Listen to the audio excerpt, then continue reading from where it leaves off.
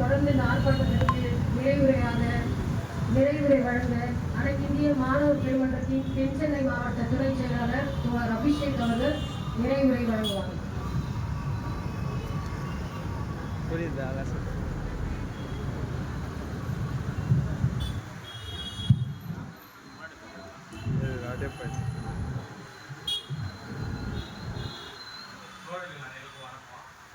நார்மலாக எந்த போராட்டம் நடந்தாலுமே சாதாரணமாக இது பற்றி கவலைப்படாமல் ஈஸியாக வந்துடுவேன். ஆனால் இந்த போராட்டத்தை பற்றி நான் கேள்விப்பட்டு இந்த போராட்டம் வரும்போது ஒரு மன உளைச்சலாக தான் நான் வந்தேன். ஏன்னு கேட்டால் இந்த போராட்டம் வந்து சாதாரண அரசியலை பற்றி ஒரு அரசியல் பிரச்சனைக்கான போராட்டம் கிடையாது. இது வந்து மனித தன்மையை குளிக்கக்கூடிய ஒரு பெரிய கொடூரமான செயலுக்கான ஒரு ஆர்ப்பாட்டம் தான் நம்ம பண்ணிட்டுருக்கோம். அதாவது என்னென்னா, நம்ம தமிழ்நாட்டில் வந்துட்டு எல்லாரும் என்ன சொல்லுவாங்கன்னா, தமிழ்நாட்டில் வந்து எல்லா அரசியல்வாதிகளும் சமத்துவம் சமூக நீதி, அப்புறம் இந்தியாவிலேயே தமிழ்நாடு தான் எடுத்துக்காட்டு அப்படின்னு எல்லாமே பேசுவாங்க. ஆனால் இப்போ இங்கே என்ன நடக்குது, காதலிக்கிறாங்க, ஒரு காதல் இருக்குது, அதை தவிர்த்து வேறு எந்த தப்புமே பண்ணல. ஆனால் இங்கே என்ன நடக்குது, அவங்க கொல்லப்படுறாங்க.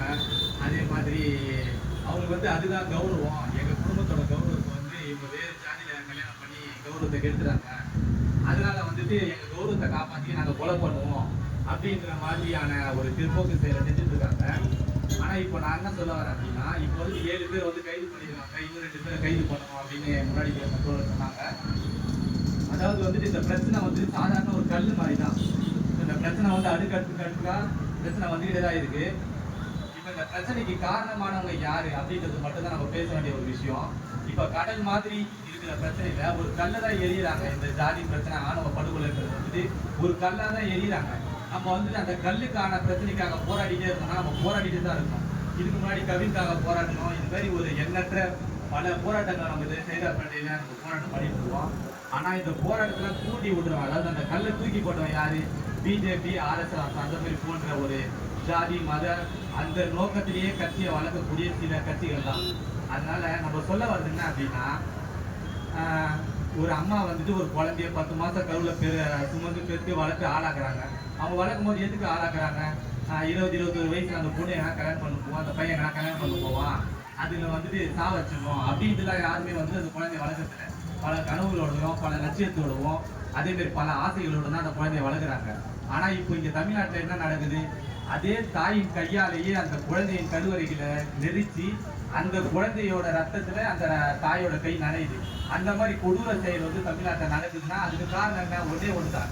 தமிழ்நாட்டில் ஜாதி வெறியும் மத வெறியும் அதிகமாக வளர்க்கக்கூடிய அரசியல் கட்சியே இங்கே வளர்ந்துக்கிட்டு தான் இருக்குது. எல்லா அரசியல் கட்சியும் சமத்துவம் சமூக நீதினு பேசுவாங்க, ஆனால் அது எதையுமே செயல்படுத்த மாட்டாங்க. ஏன்னு கேட்டால் அதே ஜாதி அதே மதத்தை தான் அவங்க பேசி ஓட்டு வாங்குற அரசியல் இன்னுமுமே தமிழ்நாட்டில் நடந்துட்டு இருக்கு.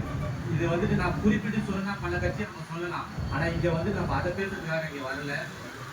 அப்புறம் இப்போ இந்த ஜாதி பிரச்சனைலாம் நடக்குது, பல ஆணவ கொலைலாம் நடக்குது. நம்ம வந்துட்டு இவ்வளோ போராட்டம் பண்ணுறோம், பல போராட்டங்கள் இதே சைதாப்பேட்டில் நடக்குது. ஆனாலும் அடுத்து இந்த கொலையும் எந்த பிரச்சனையும் தீர்வுக்கு வராமல் இந்த பிரச்சனை வளர்ந்தே போகுதுன்னா அதுக்கு காரணம் ஒன்று மட்டும்தான், நம்ம யாரும் வேலை செய்யல அப்படின்றது காரணமானு கேட்டால் அது கிடையாது. நம்மளை காட்டிலும் ஆர்எஸ்எஸ் பிஜேபி போன்ற ஜாதி வெறி மத வெறியை தூண்டக்கூடிய அரசியல் கட்சிகள் மீன் எப்படி தூங்காமல் அப்படியே கண்ணை திறந்துக்கிட்டே இருக்குமோ அதே மாதிரி தீவிரவாதிகளை விட அதிதீவிரமாக செயல்படுகிறார்கள் என்பது நம்ம இந்த இடத்துல வந்து சொல்ல வேண்டிய கடமை இருக்கு. அதே மாதிரி காலேஜா வந்துட்டு ரூட் தர பிரச்சனை இருக்குது, அது இருக்குது, ஏதோ இருக்குது, நமக்கு தேவை கிடையாது. இப்போ நான் என்ன சொல்ல வரேன் அப்படின்னா, ஒவ்வொரு காலேஜ்லையும் இன்னைக்கு சமத்துவம் சமூக நீதினு பேசுகிற ஒரு அமைப்புனா அது நம்ம மாணவர் அமைப்பு மட்டும்தான். ஆனால் அதையுமே தடுக்கணும்னு பல மக்கள் வந்துட்டு செயல்பட்டு தான் இருக்காங்க. முடிவாக நான் சொல்ல வந்தது என்னன்னா, இப்போ வந்துட்டு நிறைய ஆணவ கொலைகள் நடக்குது. ஆனால் அந்த கொலைக்கு வந்துட்டு சரியான தண்டனை கிடைக்குதான்னு கேட்டால் தண்டனை கிடைக்கிறது இல்லை. அன்னைக்கு ஒரு 3 நாளுக்கு வந்துட்டு அவங்க ட்ரெண்ட் பண்ணுறாங்க. அந்த பிரச்சனையில மாட்டி ஜெயிலுக்கு போயிட்டு வந்து ஒன்றும் பெருசாலாம் கவலைப்படுறது இல்லை. அதை வந்துட்டு அவன் ஜாதிக்கு ஏதோ பெரிய பெருமையை சேர்த்து விட்ட மாதிரியும் அது வந்து ஒரு பெரிய இது மாதிரி ஜெயிலேருந்து வரும்போது மாலையை போட்டு ஒரு பெரிய அவர் ஊரில் தௌலத்துன்னு சுற்றுற வேலை தான் பண்ணிருக்காங்க.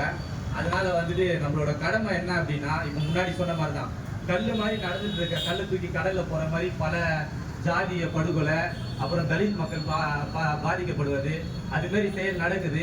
அதுக்கு காரணமாக இருக்கிற பிஜேபி ஆர்எஸ்எஸ், அதாவது தமிழ்நாட்டு மக்களை ஜாதி மத பெயர்ல பிளவுபடுத்தக்கூடிய அரசியல் கட்சிகளை நம்ம இந்த தமிழ்நாட்டில் ஆணி வேரோட புடுங்கி எறியணுன்றதை தான் நான் இந்த இடத்துல சொல்லிக்கிறேன். அதே மாதிரி இப்போ இந்த இடத்துல வந்துட்டு நான் ஒரு முடிவுரையாக தான் பேச வந்தேன். இந்த கட்சியில இப்போச்சு இந்த ஆர்ப்பாட்டம் இங்க முடிவுக்கு வந்துடும். ஆனா இந்த பிரச்சனை முடிவுக்கு வருமானு கேட்டா அது முடிவுக்கு வருமானது ஒரு பெரிய கேள்விக்குறி தான். அதனால முடிவு தெரியாம விடைபெறுகிறேன். நன்றி.